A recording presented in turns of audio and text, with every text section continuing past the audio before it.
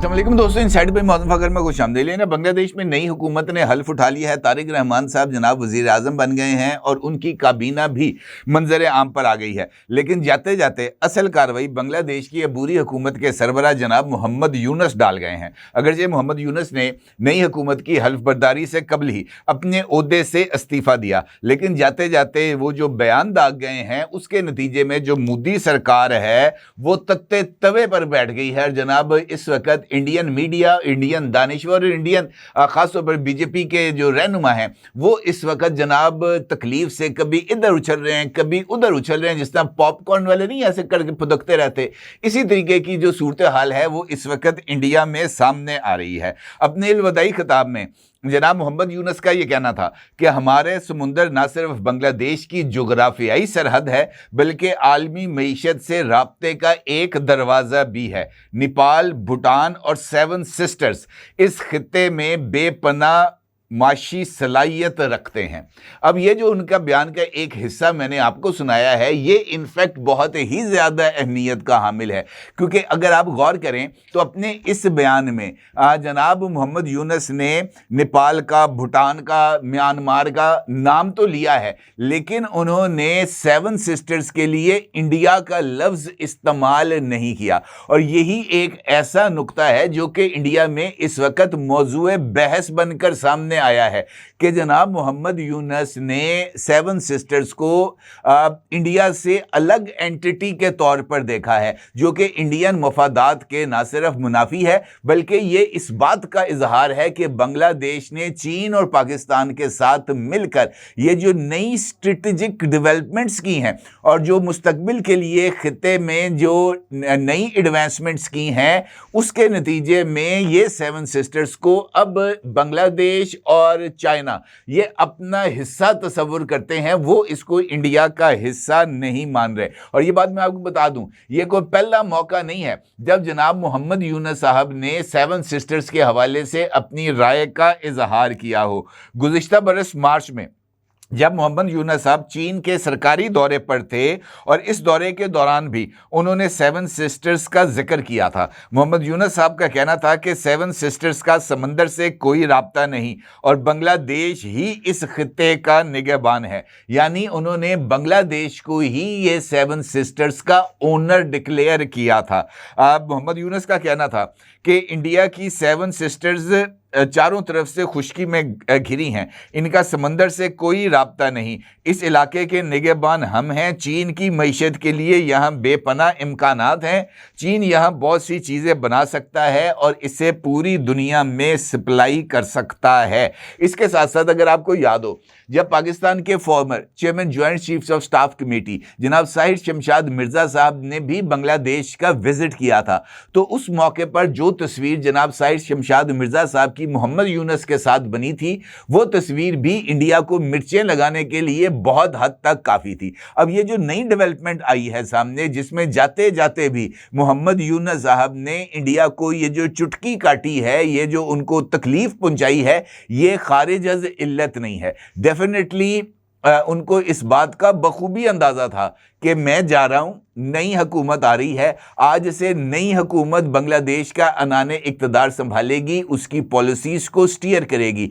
लेकिन जाते जाते ये जो स्ट्रेटेजिक पैगाम मोहम्मद यूनुस साहब ने दिया है ये किस बात का इशारा करता है, ये बहुत ही इंपॉर्टेंट सवाल है। इसका जवाब तलाश करने की कोशिश करते हैं।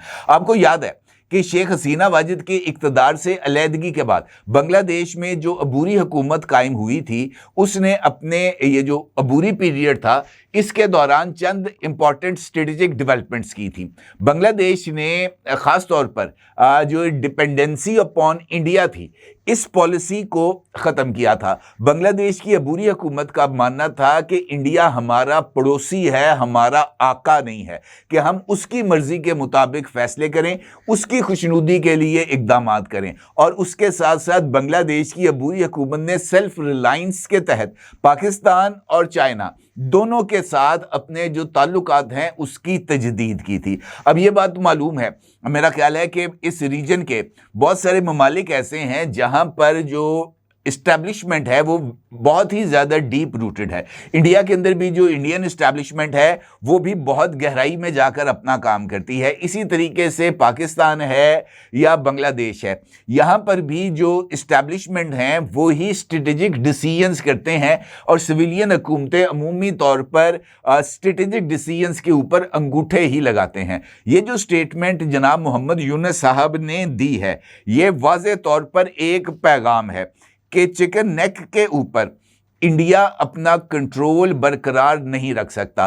और ये जो पैगाम है ये ख़ास तौर पर उस मौके पर सामने आया है जब इन 7 स्टेट्स में से एक स्टेट जिसका नाम मणिपुर है वहाँ पर इस वक्त इंडियन हुकूमत के पांव उखड़ चुके हैं।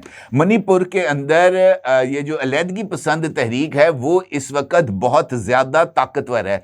मणिपुर के अंदर जो अलहदगी पसंद तहरीक है उसकी तरफ से एक स्टेटमेंट सामने आई है जिसमें उन्होंने एक मर्तबा फिर इंडिया से बाज़ाब्ता तौर पर अलहदगी का ऐलान किया है। इससे पहले भी मणिपुर की अलहदगी पसंद तंजीम की तरफ से 2013 के अंदर फिर 2017 के अंदर अलग रियासत के क़याम का ऐलान किया गया था। आखिरी मर्तबा उन्होंने बरतानिया के अंदर एक तकरीब में अपने लिए रिपब्लिक ऑफ मणिपुर का नाम इस्तेमाल करते हुए अक़वाम मुत्तहिदा से दरख्वास्त की थी कि हमें बतौर अलग स्टेट जो है वो तस्लीम किया जाए और अक़वाम मुत्तहिदा के अंदर हमारी नुमाइंदगी दी जाए।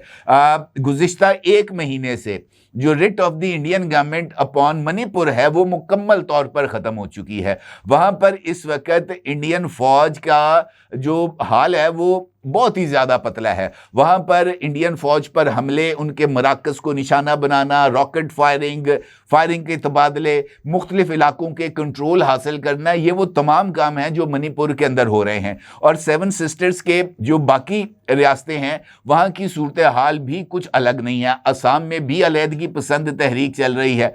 अरुणाचल प्रदेश के ऊपर जो चाइना है उसका हक मलकियत है, बल्कि उन्होंने तो अरुणाचल प्रदेश के लिए एक चाइनीज़ नाम भी रख दिया, जिंगयान करके उन्होंने कोई नाम रखा हुआ है। और अभी रिसेंटली अरुणाचल प्रदेश का कोई खातून थी, उसने चाइना का विजिट किया तो उसको वहाँ पे उन्होंने रोक लिया। उन्होंने कहा जनाब आप इंडियन पासपोर्ट पे क्यों आई हैं?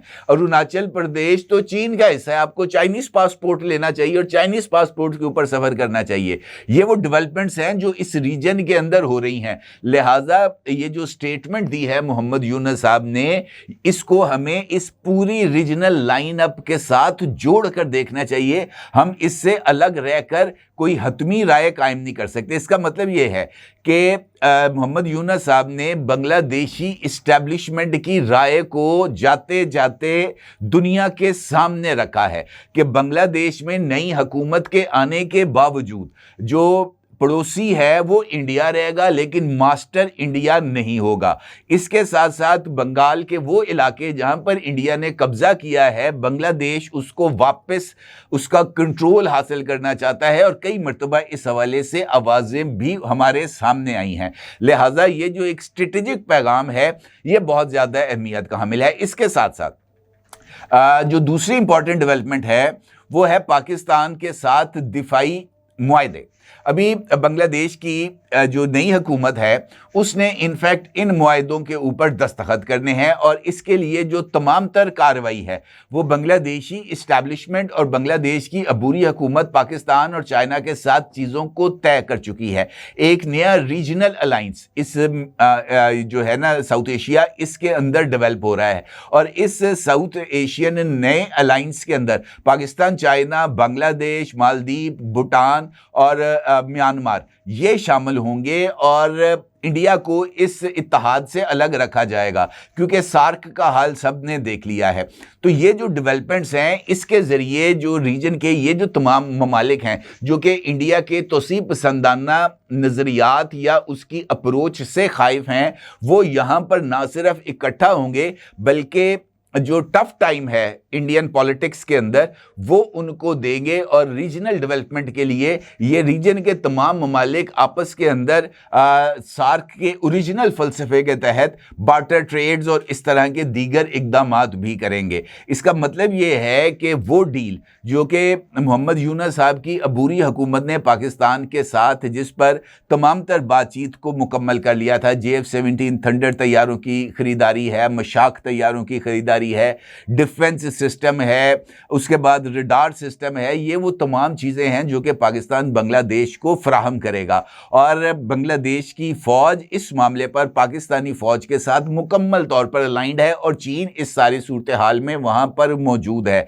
लिहाजा ये जो डेवलपमेंट्स इस वक्त हमें होती हुई नज़र आ रही हैं, ये एक इसको हमें ब्रॉडर जो है ना पर्सपेक्टिव में देखना चाहिए, क्योंकि जब तक हम इसको ब्रॉडर पर्सपेक्टिव में नहीं देखेंगे उस वक्त तक ये मामलात जो है वो क्लैरिटी में नहीं आएंगे। अब ये जो स्टेटमेंट दी है मोहम्मद यूनस साहब ने, इसके ऊपर असम की जो वज़ीर आला हैं हिमांता बिस्वा शर्मा, उन्होंने अपनी एक एक्स पोस्ट पे लिखा है कि शुमाल मशरक़ी इंडिया की 7 सिस्टर रियासतों को लैंडलॉक्ड कहना और बांग्लादेश को उनके लिए समंदर तक रसाई का वाहिद रास्ता बताना काबिल एतराज़ और काबिल मुज़म्मत है। मोहम्मद यूनस के ऐसे इश्तियाल अंगेज़ बयानात को संजीदगी से लेना चाहिए, क्योंकि ये गहरी स्ट्रेटेजिक सोच और तवीलुल मुद्दती एजेंडे की अक्कासी करते हैं। इसका मतलब ये है कि इंडिया को इस बात का बखूबी अंदाज़ा है कि 7 सिस्टर्स को लेकर कुछ स्ट्रेटेजिकल अप्रोच डेवलप हो चुकी है और इस स्ट्रेटेजिक सोच की जो तरवीज है वो जाते जाते मोहम्मद यूनस साहब कर गए हैं। इसका मतलब क्या है? मुझे ऐसे लगता है जैसे बांग्लादेशी पॉलिटिक्स के अंदर मोहम्मद यूनस साहब का रोल इतनी जल्दी ख़त्म होने वाला नहीं है, अगरचे वो वापस चले गए हैं, इस्तीफ़ा दे दिया है और उन्होंने अभी अपने लिए मुस्तकबिल का कोई लाहे अमल का ऐलान नहीं किया, लेकिन ये जो डेवलपमेंट्स हैं ये इतनी जल्दी ख़त्म होने वाली नहीं हैं। और चाइना जिस तरीके से चीज़ों को लेकर आगे बढ़ रहा है, जिस तरीके से मामलात के अंदर अपनी इन्वॉल्वमेंट में इजाफ़ा कर रहा है, मुझे नहीं लगता कि हालिया दिनों में या आने वाले दिनों में जो चाइनीज़ अप्रोच है उसमें किसी तरह की कोई कमी आएगी। लिहाजा जो बांग्लादेश के अंदर जो तब्दीली है वो इनफैक्ट एक बड़ी स्ट्रेटेजिक गेम का एक हिस्सा है और आने वाले दिनों के अंदर हमें इसके जो मज़ीद पहलू हैं वो अनफोल्ड होते हुए नज़र आएंगे। अलबत्ता पाकिस्तान के लिए ये चीज़ खुश आइंद है कि पाकिस्तान के जो रवाबत बांग्लादेश के साथ डेवलप हुए हैं वो इंशाल्लाह ना सिर्फ मजबूत होंगे बल्कि उसके फ़वाइद पाकिस्तान और बांग्लादेश दोनों ही हासिल करेंगे। और चीन तो फिर आपको पता ही है गेम में है ही। अपने अगर ज़रूर इज़हार कीजिएगा। आपका बहुत शुक्रिया। अल्लाह हाफिज़। 999 कम्युनिकेशन, डिजिटल मीडिया और यूट्यूब चैनल्स की दुनिया में बड़ी कामयाबियां समेटने के बाद अब वेब न्यूज, वेब चैनल और यूट्यूब न्यूज चैनल की तरफ कदम बढ़ा रहा है, जिसके लिए हमें मुल्क भर में रिपोर्टर्स की जरूरत है। ख्वाहिशमंद हजरात व खवातीन नीचे दिए गए नंबर पर राब्ता करें। व्हाट्सएप +92 309 1226 999।